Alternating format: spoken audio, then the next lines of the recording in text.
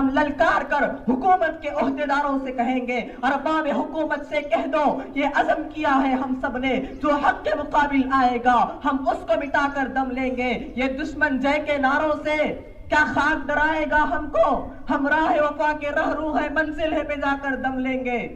یہ فتنہ و شر کے پروردہ تخریق کے سامان لاکھ کرے، ہم بزم سجانے والے ہیں، ہم بزم سجا کر دم لیں گے۔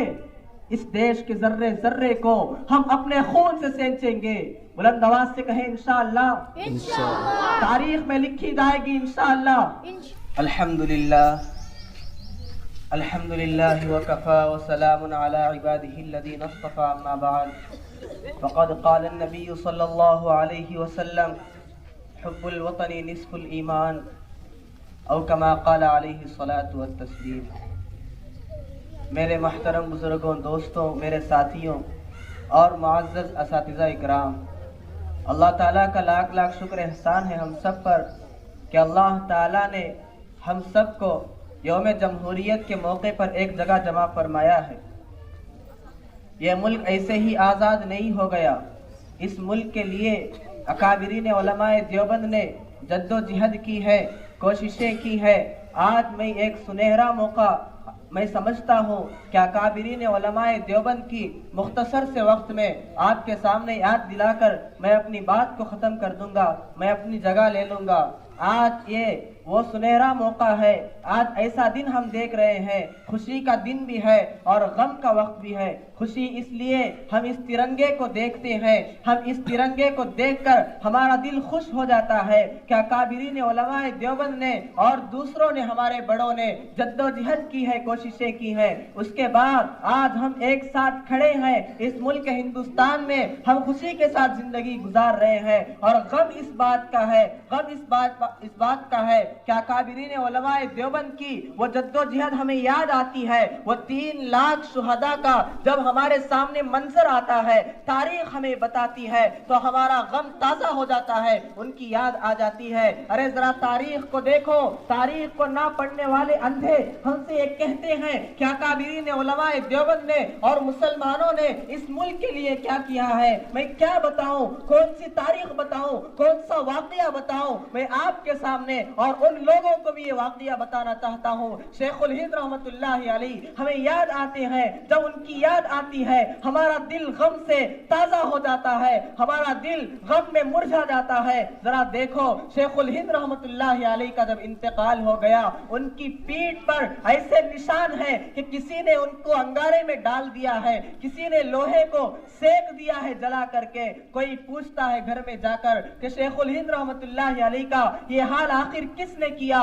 گھر والوں نے کہا یہ تو حیا کے بادشاہ تھے، یہ تو شرم کے بادشاہ تھے، کبھی اپنے اوپر سے ایک جھبا نہیں نکالتے، اپنے اوپر ایک کپڑا مستقل رکھا کرتے تھے۔ اس کے بعد لوگ جاتے ہیں، ذرا سنو، شیخ الاسلام مولانا حسین احمد مدنی رحمت اللہ علیہ جنازہ تیار ہے اور کھڑ کے کہہ رہے ہیں ایک راز تھا میں آج فاش کرنا چاہتا ہوں۔ حضرت نے بتایا تھا جب تک میں زندہ رہوں گا یہ راز کسی کو نہ بتانا۔ اب حضرت دنیا سے چلے گئے، یہ راز میں آپ کو بتانا چاہتا ہوں۔ ہم مالٹا کی جیل میں انگریز کے خلاف مقدمہ کرتے تھے، ہم مالٹا کی جیل میں گئے، انگریز کے خلاف قدم اٹھانے کی وجہ سے انگریز نے مالٹا کی جیل میں ڈال دیا۔ شیخ الہند رحمت اللہ علیہ سے ایک مرتبہ انگریز نے کہا یا یہ کہہ دو کہ میں انگریز کے خلاف ہم جنگ نہیں کرتے یا ان انگاروں پہ لیٹنے کے لیے تیار ہو جاؤ۔ شیخ الہند رحمت اللہ علیہ کی جرت پہ میں قربان جاؤں، شیخ الہند رحمت اللہ علیہ نے ان کی ایک بات بھی نہیں مانی۔ انگریز کو غصہ آ گیا،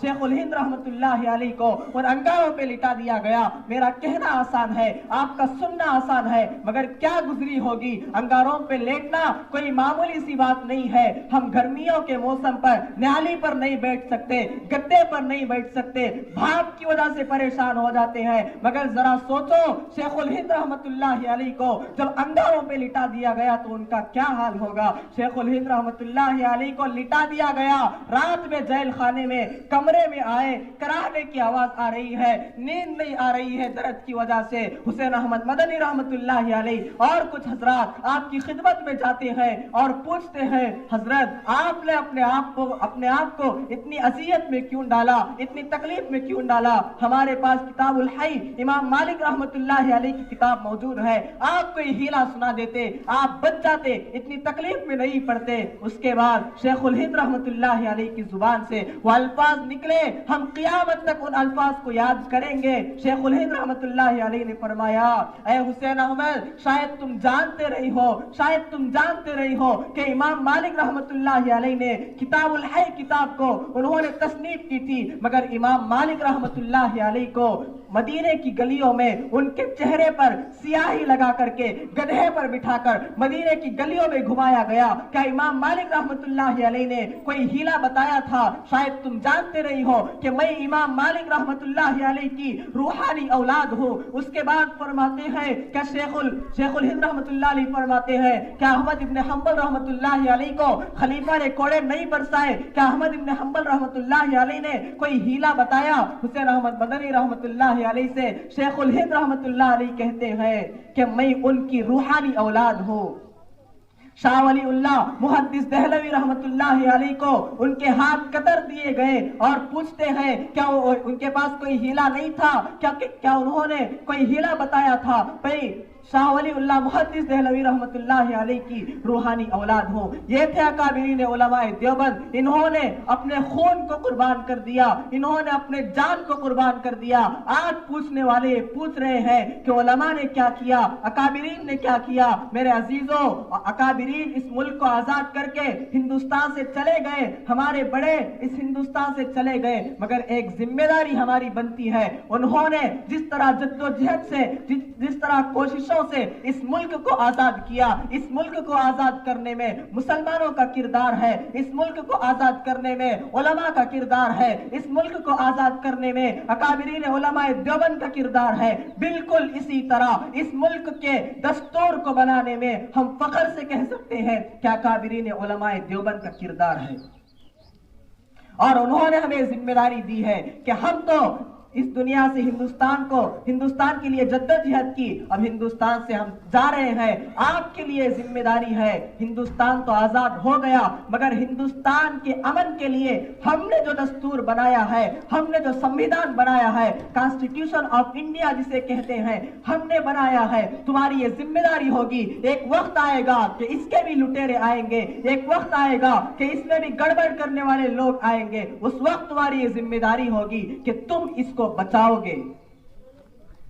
الحمدللہ ہماری یہ ذمہ داری ہے، اور میں ان لوگوں سے بھی کہنا چاہتا ہوں، میری بات ان تک پہنچتی ہے تو کان کھول کر سن لے، جو دستور کے اندھے ہیں، جو دستور کو نہیں جانتے، جو پڑھنا لکھنا نہیں جانتے مگر حکومت کی کرسیوں پر بیٹھے ہیں، کان کھول کر سن لے اور یاد رکھے کہ جو آدمی، جو شخص اس ملک ہندوستان میں اسلام کا دشمن ہے، وہ اس ملک ہندوستان کے دستور کا دشمن ہے۔